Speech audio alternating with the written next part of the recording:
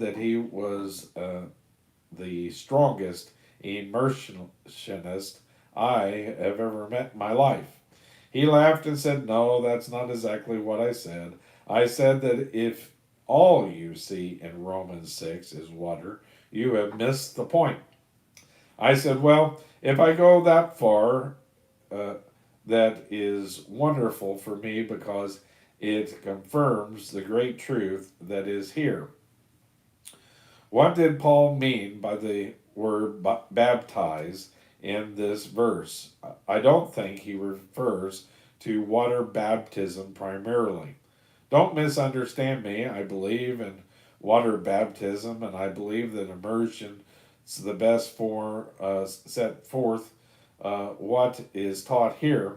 But actually, he is talking about identification with Christ. You see, the translators did not translate the Greek word baptizo; they merely transliterated it.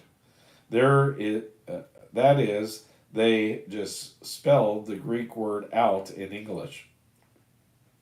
Because baptizo has so many meanings in my Greek lexicon, there are about 20 meanings for this word. Actually, baptizo could refer to dyeing your hair. In fact, there was a group in Asia Minor who dyed their hair purple. It fit in today, wasn't it? And they belonged to a baptizo group. I guess we can start calling them baptizo groups, the ones who dye their hair purple. But here in Romans chapter 6 and verse 3, Paul is speaking about identification with Jesus Christ. We have baptized or identified in his death.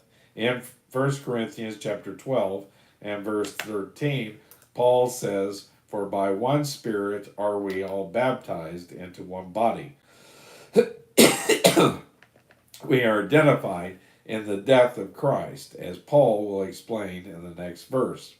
Now, Paul is going to say there are three things essential to our sanctification. Two of them are positional, one of them is very practical. For the two that are positional, we are to know something. Every gadget that you buy has instructions with it. When I buy a toy for one of my grandsons, I take it out of the box and I try uh, uh, to follow instructions for assembling it, and sometimes it's very difficult for me to do. He mentions the buying it at a five and dime store. How many of you remember a five and dime store? I remember, but I was very young.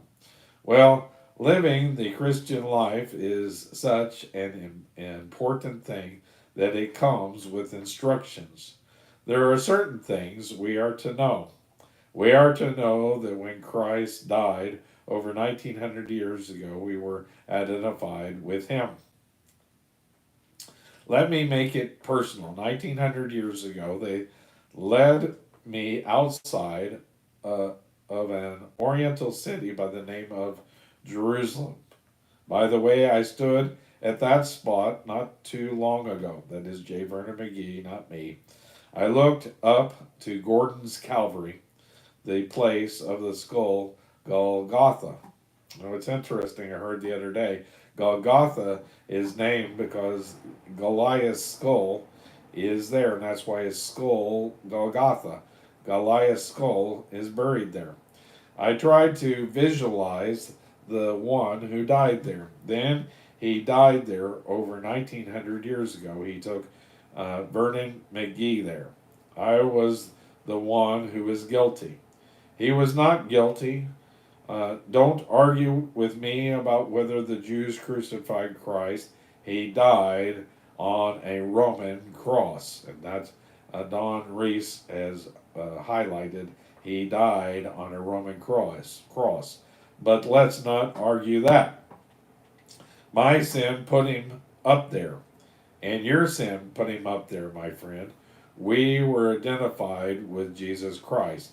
That is something we should know, and it is very important for us to know we're identified with Him. Now Paul will